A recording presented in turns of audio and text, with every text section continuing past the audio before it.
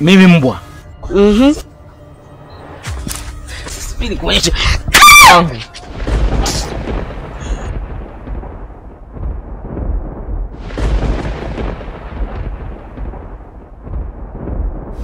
Ubinadamu kazi, ubinadamu matatizo, ubinadamu changamoto. Yaani nyumba ya kwangu mimi mnaishi bila kulipa kodi, alafu unanipiga? Sasa ninasema hivi, kuanzia sasa hivi naomba muondoke hapa kwangu. Sitaki kuwaona.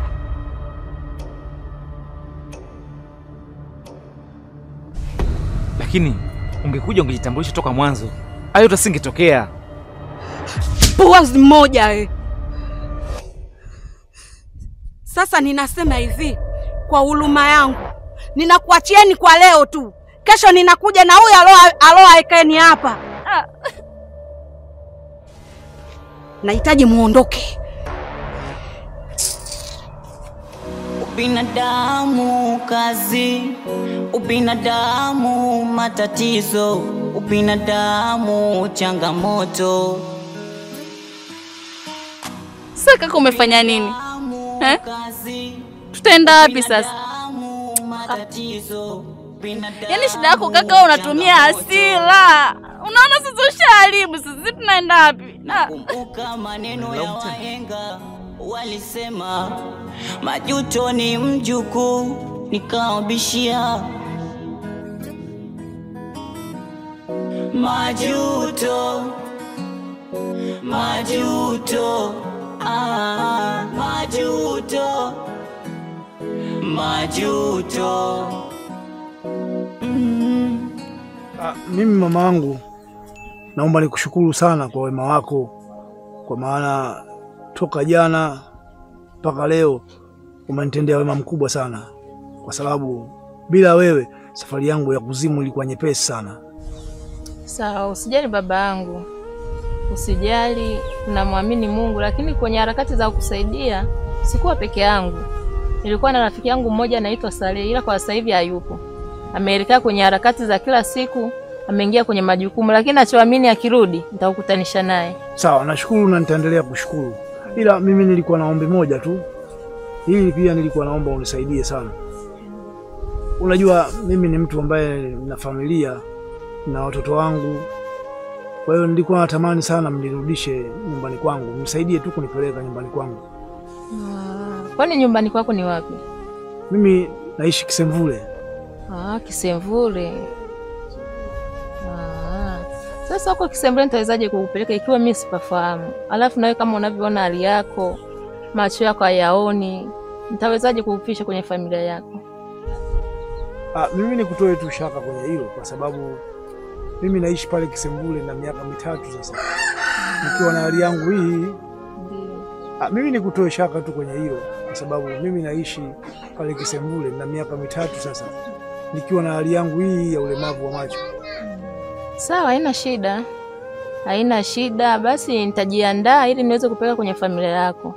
Naamini tukifika kule, kwa sababu ni mwenyeji, utafika. Ile cha msingi kwa sasa hivi ngoja tujiweke sawa, niweke mazingira sawa, nijiandae kwa ajili ya hiyo safari. Na ujisikie amani, ujisikie uhuru, ujisikie amani, kitakachopatikana tutashare wote kwa pamoja. Kuwa na amani baba yangu. Asante. Kuwa na amani baba yangu. Sawa, ngoja nikaandae mazingira huko ndani. Hamna neno. Tuangalie tunafanyaje. Hamna neno. Sawa.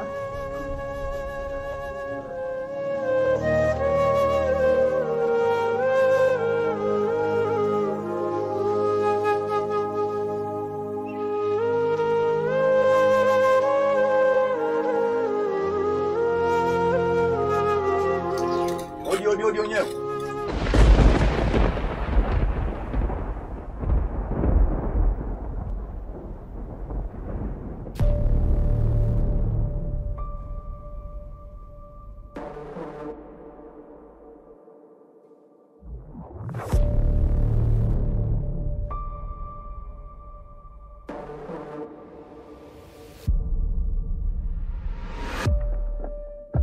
Seba, hebu nitie mzee kwanza, kuna changamoto kidogo hapa imejitokeza.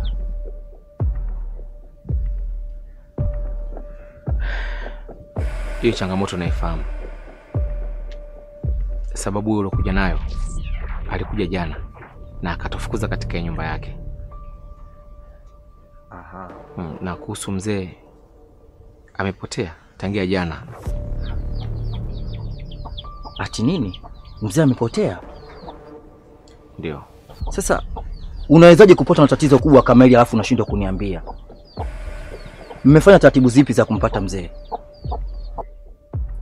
Hapana, sijali. Tumejaribu kumtafuta hadi kwenye ule mtu ambao unatenganisha kijiji hichi na kijiji cha pili. Hatujabahatika kumuona. Yaani tulichoambulia ni kiatu tu. Sijali. Hiki sicho kilichonileta. Naomba uongee na watu zako wanipe funguo za nyumba yangu. Maya, natambua hatukujia kitu hicho hapa. Lakini hao wenzetu wana matatizo makubwa sana. Wamepotelewa na mzee wao. Na isitoshe mzee wao ni kilema wa macho. Hebu tujaribu kwanza kuwasikiliza alafu tutajua tunafanyaje. Kaka, unanikosea. Tena unanikosea kwa makusudi kabisa. Sasa mambo yao na nyumba yangu mimi vinahusiana nini? Nimesema sitaki kuwaona wa watu hapa kwangu. Nahitaji funguo zangu za nyumba yangu. Niongeeje? Dada, wewe ni mwanamke na ni mama pia. Sisi wanawake tumeumbiwa mioyo ya huruma. Kuwa na huruma hata kidogo. Naomba utuhurumie dada yangu. Sisi wanawake naomba utuhurumie. Wewe nisikilize nikwambie. Nimekaa nchi za watu ndani ya miaka 4 natafuta pesa kwa ajili ya mama yangu. Leo hii mama yangu anaishi kwenye nyumba ya kupanga. Nikuacheni nyinyi watu ambao hamna faida kwangu. Naomba mchukue kila kilicho chenu muondoke. Lakini hata kama kwamba tuondoke, huo sio ustaarabu. Na wala sio utaratibu. Utaratibu wapi huo? Ustaarabu unaujua wewe? Ni kweli kabisa unachokuongea. Tujaribu kuvuta subira kidogo. Tambua umekuja jana. Tuwape muda. Walau hata siku 2-3 hivi wataondoka, haina shida. Tujue kwanza tatizo la mzee wao. Hongera sana kwa kupata tajiri. Ila nakuomba utambue, hata mjanja alizaliwa na mjinga. Ipo siku utayakumbuka haya yote uliyowafanyia wa jamaa.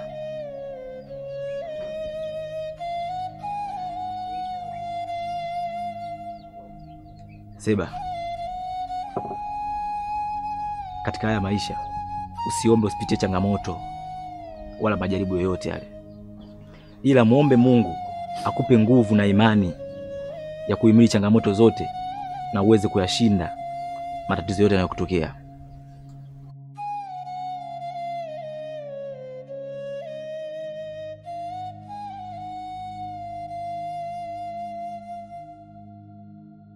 Sikilizeni, mwacheni nyumba yake.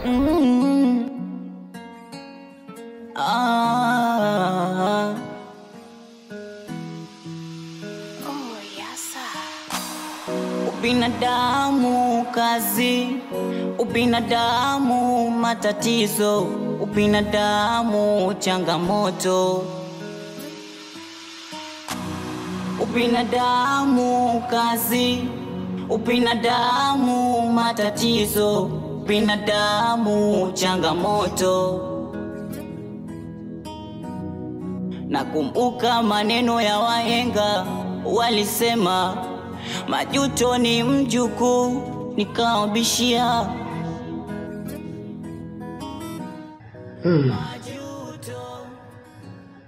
Hapana, kuna kitu hakipo sawa hapa.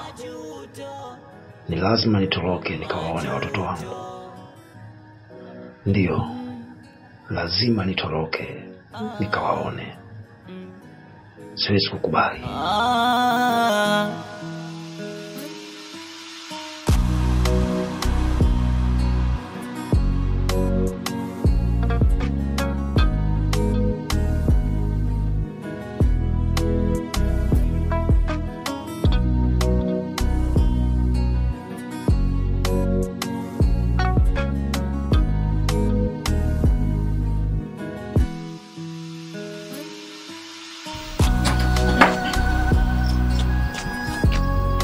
Sikiliza Seba.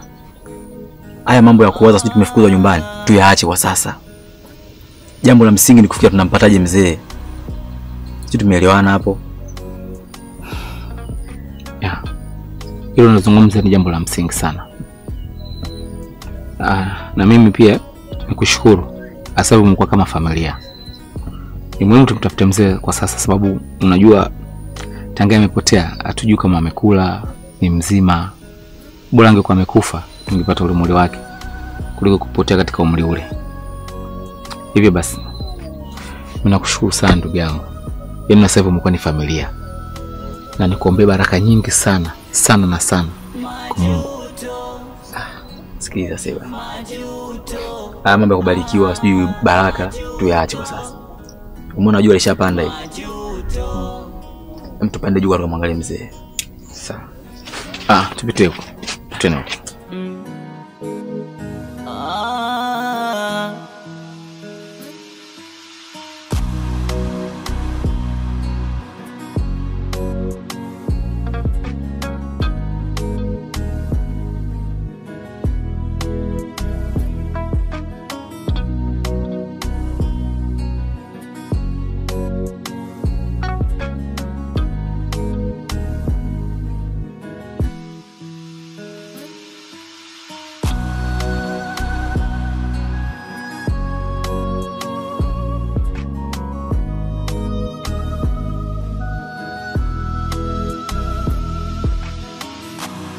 Majuto.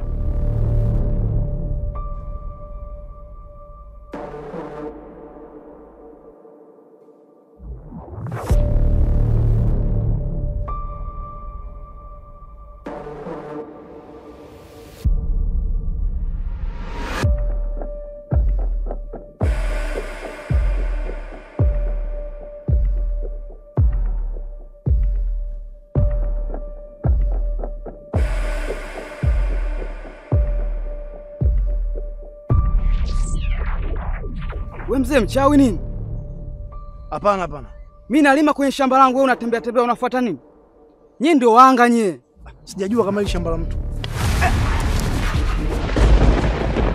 Ubinadamu kazi, ubinadamu matatizo, ubinadamu changamoto. Ubinadamu kazi, ubinadamu matatizo, ubinadamu changamoto. Nakumbuka maneno ya wahenga walisema, majuto ni mjukuu, nikaobishia. Majuto, majuto, majuto, majuto.